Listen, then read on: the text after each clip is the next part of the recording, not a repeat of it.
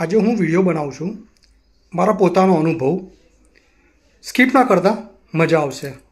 જે બી મધ્યમ વર્ગના લોકો છે, જે પણ છે, જેને આ લાગતું હોય એના પરની વાત છે. જેને બી અચાનક પ્રોપર્ટી વેચાઈ હોય, પૈસા આવ્યા હોય, સાચવજો યાર.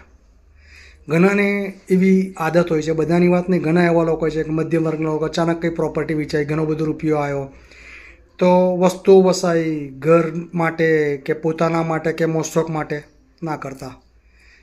જ્યારે પૈસો નથી હોતો તો કોઈ ભાવ નથી પૂછતું, પહેલી વાત. બીજી વાત, છોકરાઓ માટેની વાત કરું છું. છોકરાઓ જોતા હોય તો ઠીક, આ મારો વિડીયો છોકરાઓ ના જોતા હોય ને એમના મધર ફાધર જોતા હોય તો છોકરાઓને સમજાવજો. જે બી છોકરાઓના મા બાપ જોડે રૂપિયા આવ્યા હોય, અચાનક રૂપિયા આવ્યા હોય અને મા બાપ ચાલો સાચવતા હોય રૂપિયા, મા બાપ એવા છે કે ચલો ફ્યુચરનું વિચારીને રૂપિયાના સાચવતા હોય, છોકરાને ખબર પડી જાય કે મારા મા બાપ જોડે અઢળક રૂપિયા આવી ગયા છે અને એ રૂપિયાની લાલચ મેં ભણતો ના હોય કે ચાલ ભાઈ બાપ દાદાનો રૂપિયો છે ને, મારા પપ્પાના રૂપિયા છે ને, હું જોઈ લઈશ, ધંધો બંધો કરી લઈશ. એ કરવા માટે બી એજ્યુકેશન જોઈએ. પહેલી વાત કે તમારા મધર ફાધર જોડે રૂપિયા હોય ને રૂપિયો સાચવો પણ હોય તો એના માટે બી તમારે એજ્યુકેશન જોઈએ. એટલે જ્યારે બી રૂપિયો હોય ભણવામાં ધ્યાન આપજો. ત્રીજી વાત, જ્યારે બી રૂપિયા આવે, જ્યારે પણ કોઈ પણ સુખ આવે, કશું પણ સુખ આવે, બિલકુલ શાંત ચહેરા પર, ફેસ પર એના કોઈ એક્સપ્રેશન્સ ના આવવા જોઈએ. જે તમે નોર્મલ લાઈફ પહેલાં જીવતા હતા એવી જ જીવો. કારણ કે દુનિયામાં કોઈને ખુશી રૂપિયો જોઈ નહીં શકતું. આ દુનિયાની અંદર કહેવત છે ને, જ્યારે તમારી જોડે પૈસા હોય ને સુખી હોય ને તો લોકો 70 ભાઈબંધો 70 માખીઓ બણબણવા આવશે એ વસ્તુ પર. એટલે એ બી ના કરશો. દુઃખ હોય બૂઓ ના પાડશો. તમે દુઃખી હશો, કોઈને કંઈ પડેલી નથી.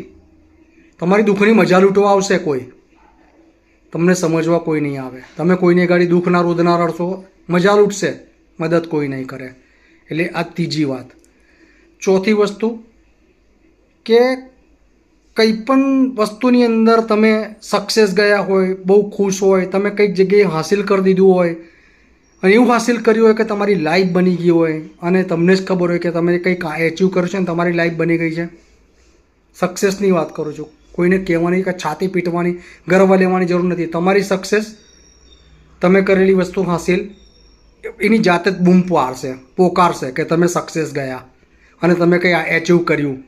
કારણ કે દુનિયાની અંદર લોકો તમારું સુખ તો બિલકુલ જ નથી જોઈ શકતા અને દુઃખમાં લોકો જોવા નહીં આવતા, દુઃખની મજાક ઉડાવવા આવતા હોય છે.